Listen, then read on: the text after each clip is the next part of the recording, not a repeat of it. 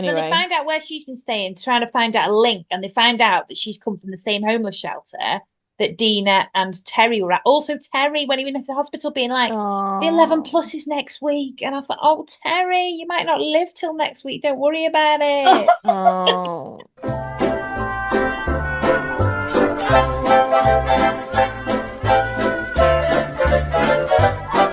Yeah, because when Terry was first ill, I thought, oh, well, he's got TB. Gonna have to go and live in a hen house. Now, I need to talk about belly buttons for a minute, because I, up until probably this episode, thought that you literally like knotted off the umbilical cord, and that just, how well they tied the knot determined whether you had an innie or an outie. Are you joking? No, but it just literally falls off, doesn't it? You've had two, what? How did you not know that? Well, I just thought they knotted So it. They sweet. tried to do their best to knot it really close to where the belly button is, and that determined the shape of the belly button. So innies are when they've knotted it really close, and outies are when they did a bad job When and they've did gone, it. yeah.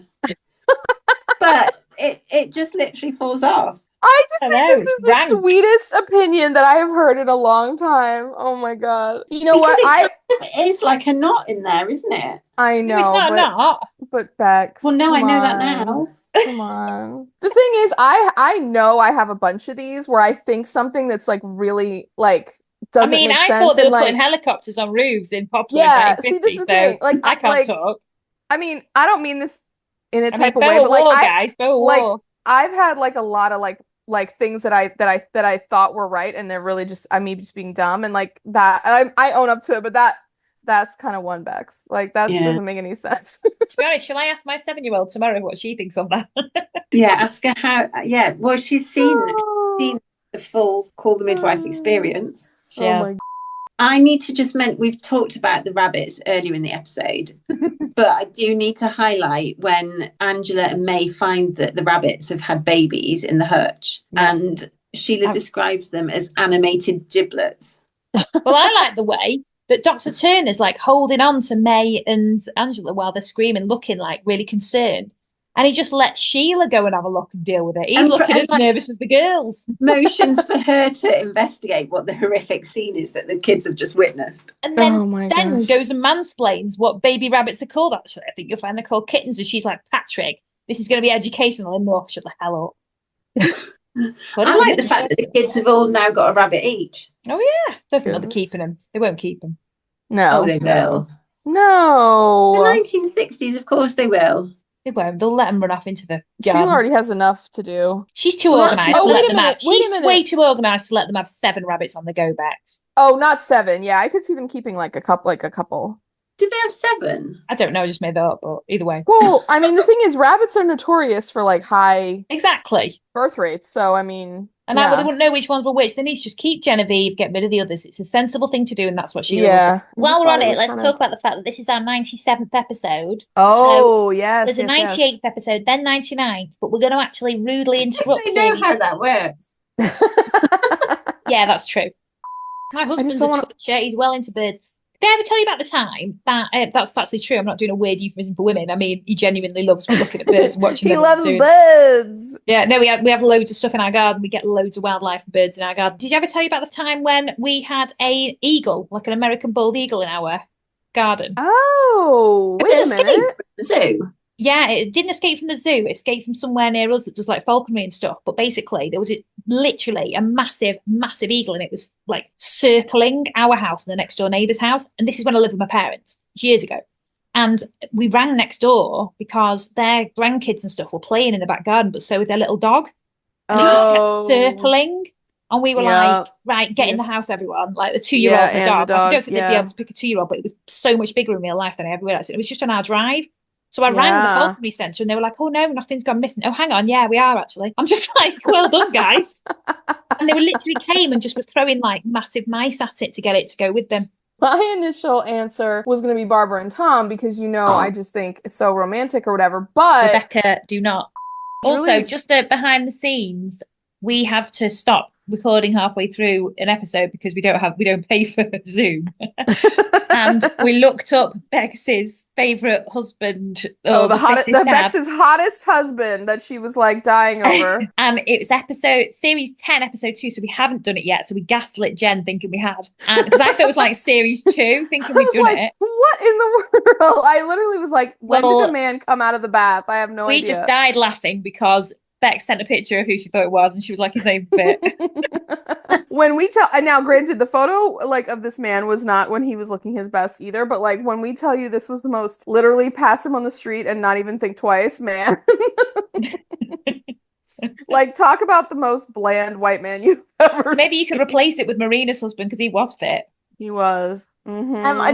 I don't know what it was that attracted me to him in that moment, but maybe it's because he was like hard done by. Maybe you felt injustice for him and that made you like him more because he stood up for himself. But even the way that you were like, oh, he jumped out of the bath and then he put on a jumper, and I was like, and we said something about like, oh, well, was he like really fit when he jumped? And you were like, no, he didn't. His body was not good at all. When we found the episode, he comes home and finds his wife pregnant. He calls her a dirty tart.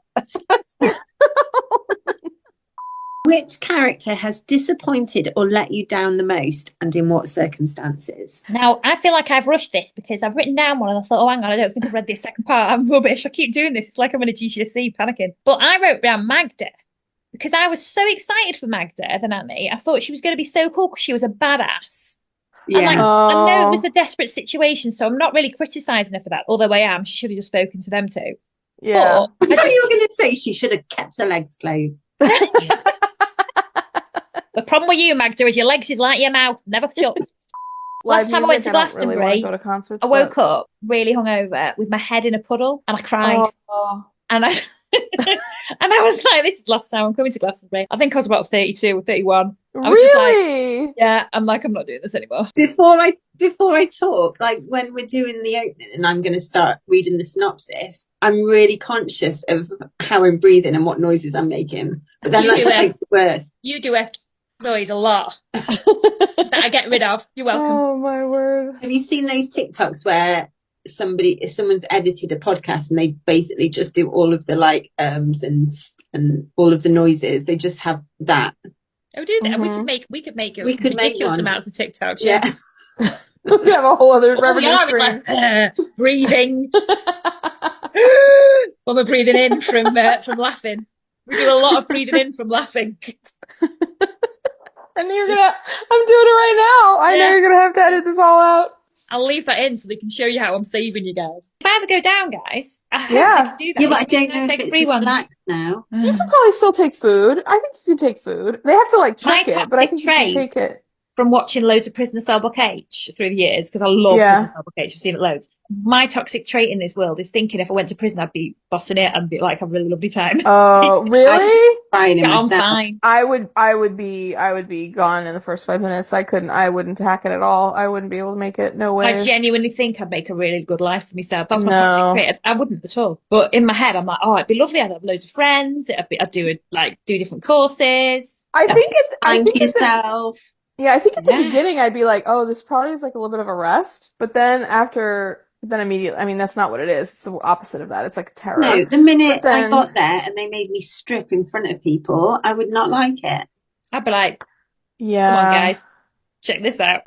I love it. And I can I mean, yeah, she needed to process all of those losses, but that wasn't what was stopping her giving birth. That baby would have come, processed or not. Well, yeah. Facts. Do you know what it put me in mind of? I knew you were going to say this. That time that Sheila made Dr. Turner talk about it, and he really didn't want to talk about it. The one we had a big fallout. And I know we like fought for like 45 minutes on the show. But I was just like, you don't want to talk about it, Sheila. You're like a therapist's worst nightmare. I was gonna say, when you said you're like a therapist, I was like, the worst therapist on earth. Like people would go to see you. People would go to see you and you'd be like, okay, do you want to talk about it? And they're like, I don't know, it's really painful. Okay, never mind. Don't talk We'll about just it. have awkward Anyways. small talk for the next 45 minutes. Yeah, tell me about your shopping. Tell me about your, like, da-da-da. And you're just like, oh, do you feel better? No, not really. Well, anyways. Can I just say Becky is too busy moisturising her face rather than, moisturising the wheels of her brain to keep it ticking. You're playing a game on your phone, Alex. I am not. I am. It helps me relax. I just want to say I am the only one that is apparently fully invested It helps me relax to moisturise my face. No, it helps me think. Honestly, carry on. Who's winning? Do you know what I mean? Yeah, Alex can't respond. She's putting on eye cream. The irony there was I responded first. Now she's moisturising her face. I'm doing it. Girls. I'm doing it to annoy Bex. Oh my god. Oh my god.